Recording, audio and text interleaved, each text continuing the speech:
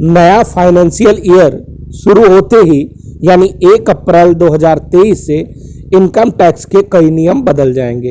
1 अप्रैल 2023 से लागू होने वाले कुछ बड़े बदलाव में टैक्स छूट की लिमिट में बढ़त, इनकम टैक्स स्लैब में बदलाव, कुछ डेट म्यूचुअल फंड्स पर LTCG टैक्स बेनिफिट को खत्म करना शामिल है।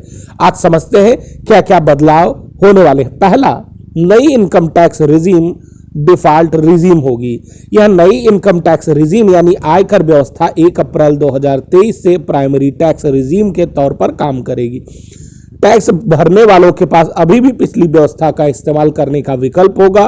टैक्सेबल इनकम के लिए नई स्कीम के तहत स्टैंडर्ड डिडक्शन 15,50,000 रुपए से अधिक है, जो वेतन भोगी व्यक्तियों और पेंशनरों के लिए 52,500 रुपए है।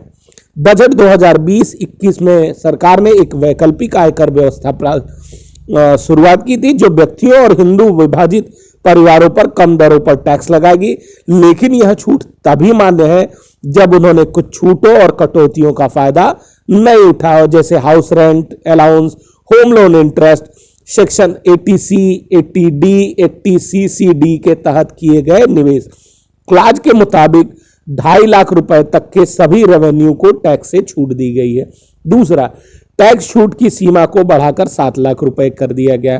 टैक्स छूट की सीमा को 5 लाख से बढ़ाकर 7 लाख करने का मतलब है 7 लाख से कम इनकम वाले लोगों को कोई टैक्स नहीं देना होगा। ऐसे लोगों की आय पूरी तरह से टैक्स फ्री यानी कर मुक्त होगी, चाहे वह कितना भी इन्वेस्टमेंट करें। तीसरी चीज, स्टैंडर्ड कटौती या डिडक्शन। पिछली टैक्स रिजीम यानी कर व्यवस्था के तहत वर्कर को 50,000 रुपए का स्टैंडर्ड डिडक्शन किया जाता है, जिसमें कोई बदलाव नहीं हुआ है। वित्त मंत्री ने कहा, पेंशनरों के लिए नई कर व्यवस्था में स्टैंडर्ड डिडक्शन को बढ़ाया जाएगा। अगली चीज, LTA। आयकर के नए नियमों के तहत 25 लाख तक का लीव इनकैशमेंट अमाउंट अब टैक्स फ्री होगा, जबकि पहले ये अमाउंट 3 लाख रुपए था।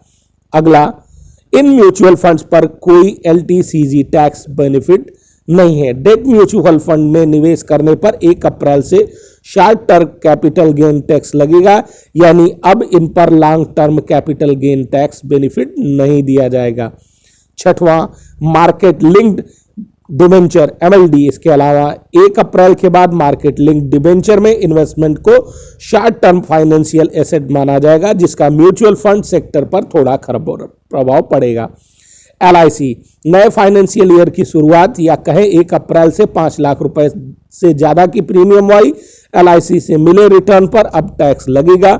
31 मार्च 2023 तक मैच्योरिटी पर यह पूरा पैसा टैक्स फ्री रहता था। वित्त मंत्री निर्मला सीतारमण ने 2023 का बजट पेश करते हुए यह भी कहा, ULIP यानी यूनिट लिंक्ड इंश्योरेंस प्लान नए आयकर नियम के अधीन नहीं आएगा।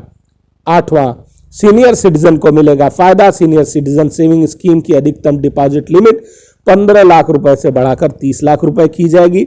मंथली इनकम स्कीम की अधिकतम डिपॉजिट लिमिट सिंगल अमाउंट के लिए 4.5 लाख से बढ़ाकर 9 लाख और ज्वाइंट अकाउंट के लिए 7.5 लाख से बढ़ाकर 15 लाख कर दी गई है। 9वां, फिजिकल गोल्ड को ई गोल्ड रिसिप्ट में बदलने पर कैपिटल गेन टैक्स नहीं लगेगा।